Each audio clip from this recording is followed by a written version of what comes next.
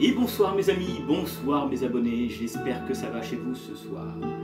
Donc ce soir, je vais vous parler d'un jeu de plateau qui est sorti sur PC et d'un jeu de plateau qui est sorti en figurine. Je veux parler de Frostleven, qui est en fait une extension de Goodlevel de l'époque. L'univers cette fois-ci se déroule dans les montagnes enneigées, où on pourrait rencontrer certaines créatures des montagnes, comme un barbare, comme des créatures étranges, comme un yeti, ou comme divers monstres monstrueux. Et en fait, je vais vous parler un peu de cet univers, et qui est quand même intéressant, du moins pour ce Frostleven. Et certainement, j'ai vu la boîte de jeu que certainement ça m'a donné envie d'y jouer. Peut-être que je vais m'acheter et que éventuellement je ferai une vidéo si jamais j'achète ce jeu. J'ai vu la boîte, elle est énorme. Alors j'ai vu à Toulouse dans les boutiques. J'ai trouvé 2 boutiques qui le vendent. La boîte, elle fait son poids, elle est énorme. Et honnêtement, elle fait son prix. J'ai trouvé à 255 €. Et j'ai trouvé un autre prix, le même jeu, à 210 €. Donc ça fait quand même quelques écarts derrière, où justement je pourrais voir, voilà. Il faut savoir que si vous voulez connaître un peu ce jeu, j'ai un ami qui fait partie de la bande de DD. Vous savez, souvent je fais des vidéos avec d'autres youtubeurs en live, et on fait beaucoup sur du jeu de rôle, sur du jeu de plateau. Je ne suis pas dans la campagne de Frostleven qu'ils font, mais mes potes, mes copains en fait, de la compagnie de DD, sur la chaîne chez Arcaril, fait justement les aventures de Frostleven. Donc si vous voulez voir un peu comment ça se déroule, comment ça se passe, eh ben, je vous invite à aller voir sa chaîne, à la découvrir. Vous y retrouverez Dark et les jeux, vous y retrouverez DD de la chaîne Toujours Plus Jeux. Vous y retrouverez aussi Mvoptis, de la chaîne Mvoptis, voilà. Ainsi que vous y retrouvez aussi Arcaril, chez Arcaril, où je fais avec lui de temps en temps du Conan, du Donjons et Dragons, voilà. Mais sur Frostleven, je ne suis pas encore rentré car ils ont commencé la campagne et moi je n'ai pas pu venir à ce moment-là. Mais je suis leurs aventures avec passion et franchement, je vous invite à les découvrir, certainement que sur ma playlist que je vais faire sur Frostleven, pardon, et ben peut-être que je mettrai les quelques épisodes qu'ils ont fait si jamais vous voulez les voir par curiosité. Et peut-être que dans l'avenir, dans les prochains scénarios, quand ils auront terminé, peut-être qu'à ce moment-là, j'interviendrai et jouer un personnage, car c'est un jeu qui m'intéresse et qui me donne envie de jouer. Voilà. Ce que je vous propose, c'est que je vais vous lire un peu cet univers du jeu vidéo et de cet univers un peu de Frostleven. Voilà. On se retrouve après, l'histoire que je me fasse un petit café.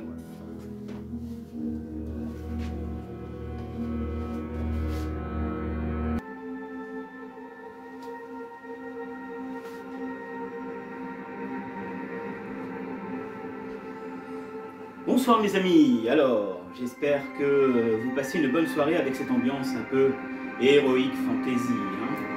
Donc ce soir je vais vous parler de Frostleven, mais d'abord je vais vous parler quand même du premier jeu qui était sorti il y a quelques années maintenant, qui s'appelle Gloomhaven.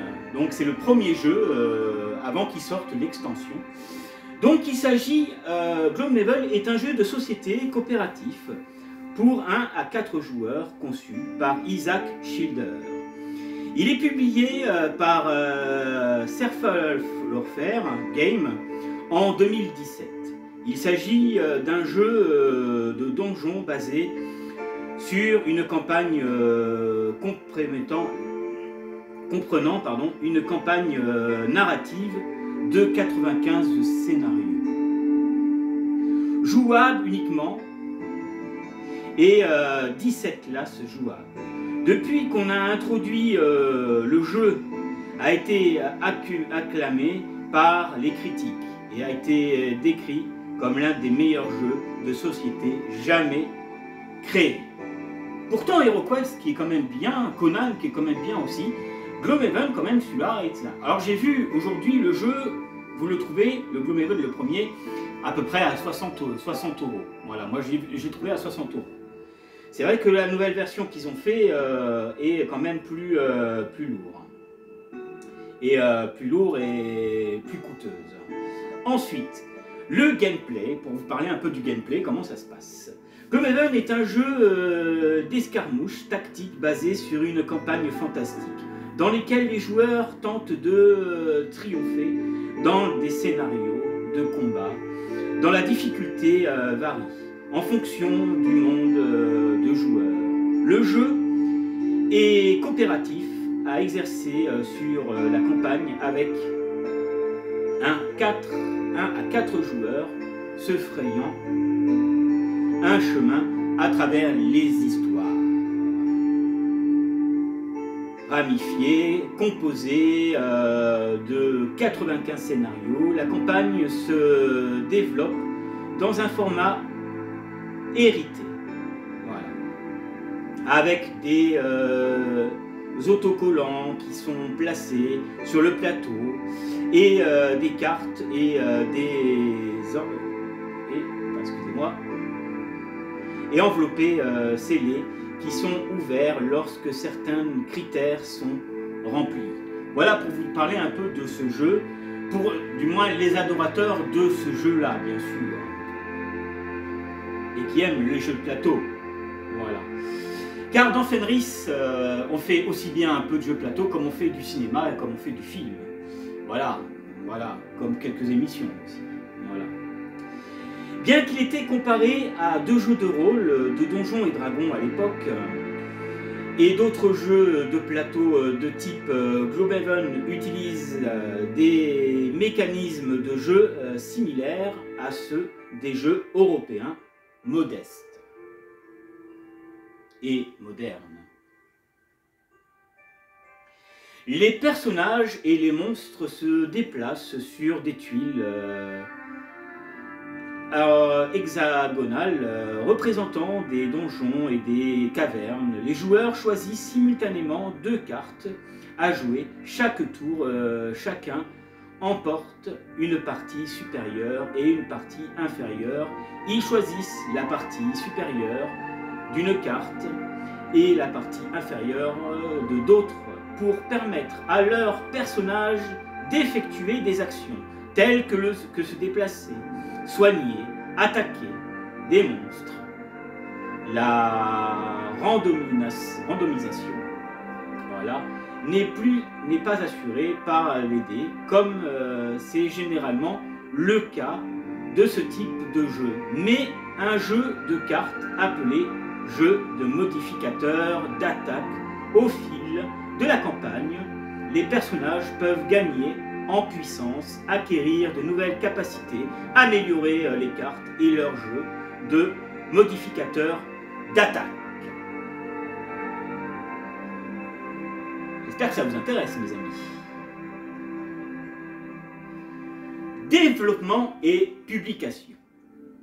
Gloomhaven a été créé par Isaac Schilder, illustré par Alexandre Elvichers et Josephine McDowell et Alvaro Nabot. Childers a commencé à créer Gloomhaven en 2013 et s'est concentré sur la production en 2015. Il s'est inspiré de nombreux films fantastiques tels que Final Fantasy, tels que Diablo, Willow et Le Labyrinthe, Donjons et Dragons, et étant sa principale source d'inspiration.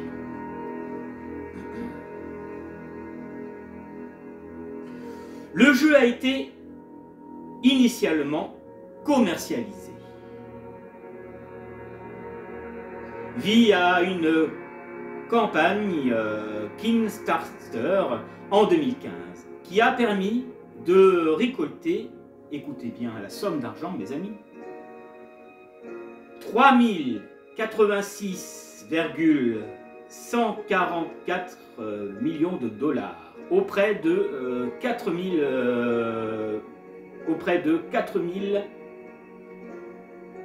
904 contributeurs. Après la première critique et l'éloge des 2 campagnes Kickstarter a été lancé le 4 avril 2017 et livré à un nombre 2017 permettant de récolter environ 4 millions de dollars auprès de plus de 40 millions de contributeurs. Le jeu est sorti peu après au prix public conseillé à l'époque et aux États-Unis à 140 $. 140 $. Donc en euros, ça fait quand même un petit peu de rond, les amis. Voilà.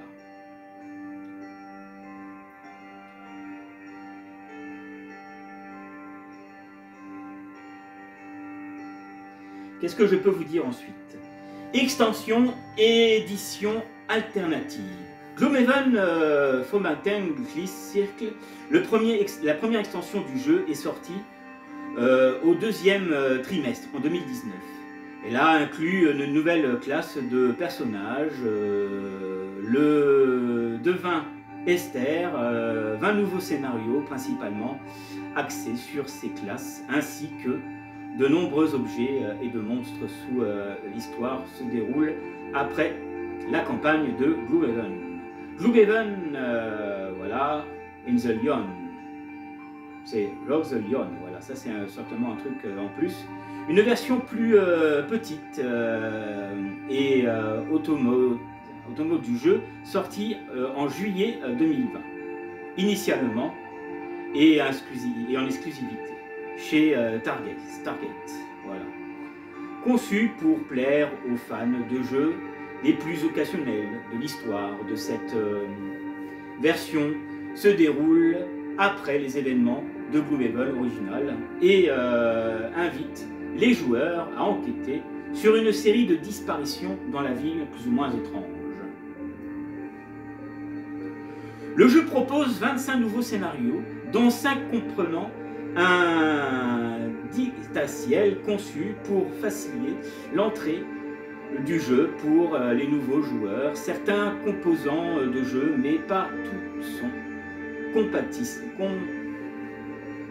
compatibles avec le jeu de base Gloomhaven. Bon voilà, ça je vais vous parler un peu de cette extension. Honest Feeling Studio ont sorti une édition numérique de Gloomhaven pour Microsoft Windows. Initialement, le 17 juillet 2019. Le jeu est sorti sur MacOS le 25 novembre 2021. Proposé en accès anticipé, il propose une sous-ensemble des personnages et le monde aventure solo utilisant la génération procédurale. À la manière d'un Rogue X, pour créer des rencontres depuis 2021, Asmodee Fairling Flow prennent en charge 17 personnes et l'ensemble des 95 missions de jeu de plateau ainsi que le multijoueur.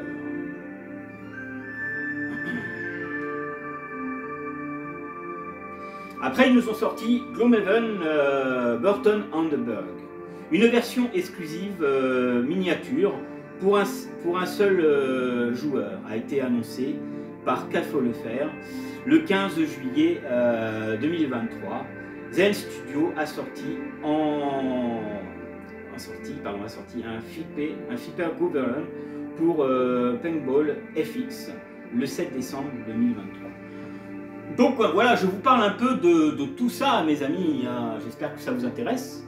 Et dans les prochaines vidéos qui suivront, sur cette nouvelle playlist que je vais faire, vous suivrez donc les aventures d'Arkaril et de la compagnie de Dédé pour voir à quoi ressemble le jeu. Alors je ne vous cache pas que les parties sont assez longues, mais sont très intéressantes et le jeu est très intéressant et magnifique aussi, moi j'aime bien.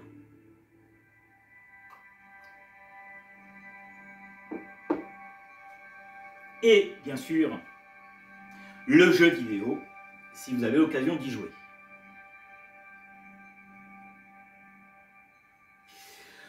Voilà mes amis ce que je peux vous dire sur Glowvelum, qui était donc le premier jeu qui est sorti avant cette extension Frost Oven, voilà. Maintenant, je vais vous parler un peu de Frost Oven et du jeu en question, du jeu vidéo. Et bon, si je vous parle du jeu vidéo, c'est parce que le jeu de plateau s'en rapproche aussi, et donc vous y retrouverez certainement les mêmes personnages. Voilà, alors qu'est-ce que je peux vous dire sur Frosthaven? Explorez les contrées sauvages du Nord, dans l'univers Dark Fantasy, pleine d'épreuves et de dangers, de Frosthaven. Ce RPG tactique et tout par tour offre des mécanismes basés sur les règles du célèbre jeu de plateau, Frosthaven. Au cœur du gameplay se trouve un système de cartes d'action et de déplacement qu'il faudra soigneusement sélectionner pour créer Spengy avec 7 de vos coéquipiers, avec des classes de personnages uniques et variés. Tous les niveaux et les styles de jeu sont au rendez-vous. Au fil de votre campagne, vous devrez plonger, voilà, et entreprendre des aventures et des quêtes que vous devrez réussir, mes amis. En prix risque, récompense, ainsi de suite, explorant un monde dark fantasy dans les environnements variés et peuplés de toutes sortes de créatures. Alors ça, c'est dans le jeu vidéo, mais dans le jeu de plateau, vous y retrouverez aussi cette ambiance, hein, si cela vous intéresse, mes amis. Voilà. Alors bien sûr, vous avez plusieurs classes que vous pouvez choisir, qui ont bien sûr des compétences différentes et qui ont des sorts différents, des attaques différentes. Moi, avec un ami, il n'y a pas longtemps, on a regardé un petit extra de ce jeu vidéo, et c'est vrai que graphiquement, il est beau, hein. On y retrouve un petit peu du Baldur's Gate 3, voilà. Mais bon, si vraiment vous n'êtes pas joueur, allez quand même faire un tour, hein, histoire de passer un bon moment, de vous amuser et de faire des parties de jeu, hein, avec vos copains, hein, vos amis, si jamais le jeu de plateau vous intéresse. Comme le jeu vidéo, hein, aussi. Voilà. Bon, maintenant je vais vous parler un peu de la biographie et notre vidéo se terminera pour ce spécial Frosthaven. Voilà.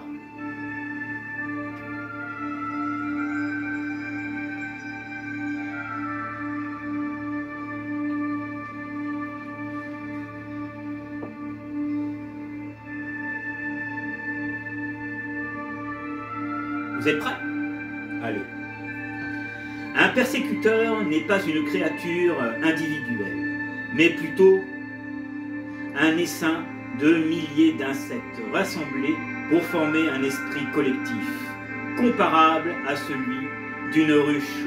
Leur existence remonte au premier âge du monde, et de là fait précéder toute autre forme de vie.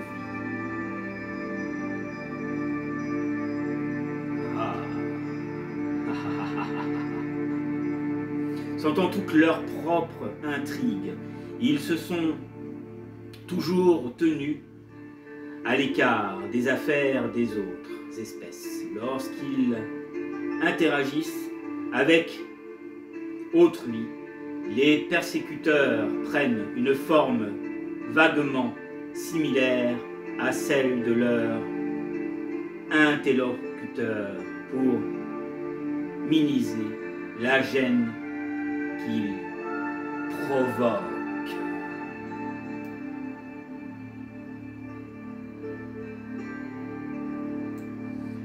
Tous les persécuteurs n'agissent cependant pas comme une attire unique dans le rare, car au sein évolue sans pouvoir développer un esprit cohérent. Au lieu de cela, ils trouvent un équilibre stable entre deux volontés qui rivalisent pour influencer des formes collectives. Un gémine comme un appel ce phénomène oscille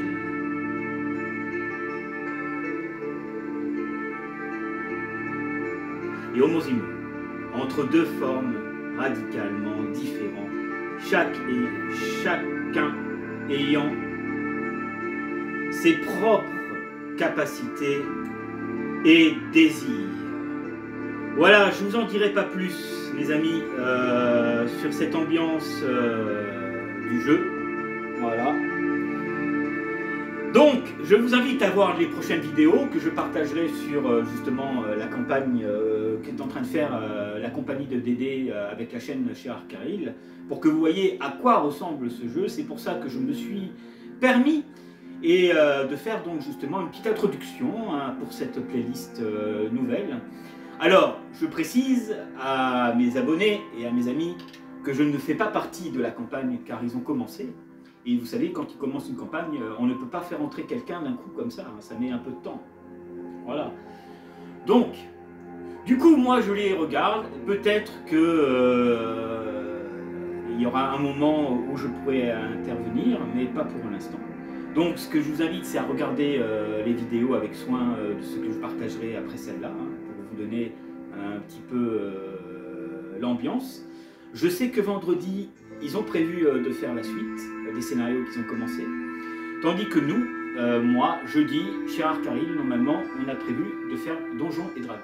Donc on verra si c'est toujours d'actualité ou si ça a été annulé. Voilà mes amis, c'est la fin de soirée pour cette émission. Prenez soin de vous, à la prochaine pour la prochaine. Comme d'habitude, on va se quitter avec un petit générique de fin, avec des musiques un peu héroïques fantasy. Et on se retrouve très bientôt pour d'autres vidéos sur Fenris TV. Salut les amis, prenez soin de vous, prenez soin de votre famille. Ciao, ciao.